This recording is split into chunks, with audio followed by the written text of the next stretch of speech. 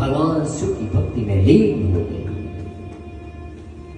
सर्वांग में भस्म धारण करते हुए और एक सुंदर मस्तक पे भस्म का त्रिपुंड धारण कर, गले में रुद्राक्ष की माला धारण कर और स्वयं भगवान शिव की भक्ति में निरंतर भगवान शिव का ध्यान लगाते हुए चंचुला ब्राह्मण देवता के उसी शिवालय में निवास करने लगे।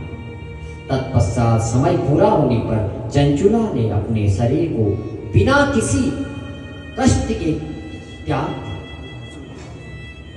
और चंचुला अपने जब अंत समय में शरीर को त्याग दिया तो चंचुला जब अपने प्राण को त्याग चुकी थी तभी एक दिव्य विमान चंचुला को लेने के लिए वहां पहुंचा। यह शंकर जी के गणों से संयुक्त अनेक प्रकार के साधनों से युक्त स्वयं शिव गण इस चंचुला को विमान में बैठा कर शिवलोक की तरफ ले गए। उसके सारे भाव खुल गए और उसके सारे पाप भगवान शिव की भक्ति करने से धुल गए।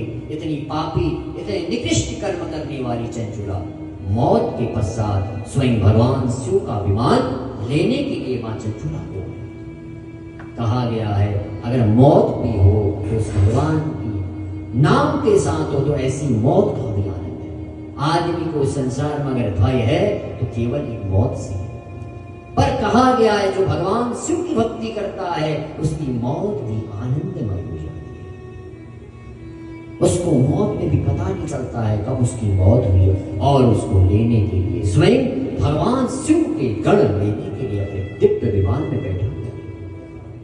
यमराज के गण उसको छोड़ देते हैं अगर जिसने भगवान शिव की भक्ति करी हो, जिसके मस्तक पे भस्म का त्रिपुंड हो और मुख पे पंचाक्षर मंत्र ओम नमः शिवाय हमेशा निरंतर रहता हो, उस व्यक्ति को स्वयं मौत के समय भगवान शिव के गण शिवलोक को ले जाते हैं।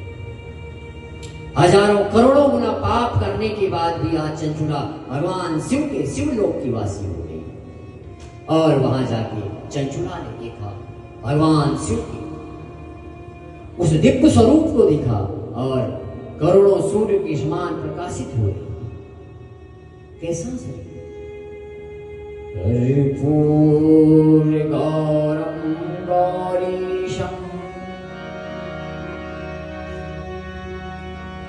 सर्वालंकार धारिणी।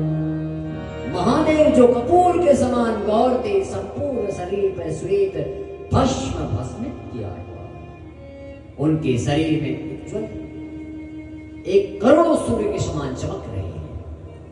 इस प्रकार परम उज्ज्वल भगवान शंकर का दर्शन करके ब्राह्मण पत्नी चंचुला बहुत प्रसन्न हुई तथा शिव के चरणों में बारंबार प्रणाम करने लगी। उस समय अनेक नेत्रों से आनंद के आंसू आ गए। मां चंचुला की आंखों से आंसू आने लगे कि बोली, मैंने अपने जीवन में इतने पाप कर्म करे और अंत में भगवान शिव का नाम लेने से आज मैं स्वयं भगवान शिव की लोक की वासी हो गई।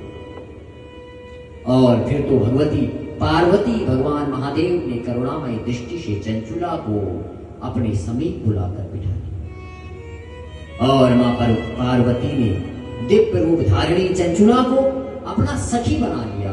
इस प्रकार चंचुला आनंद परमात्मा के समान अविचल निवास करने वाली कैलाश में निवास करने लगी।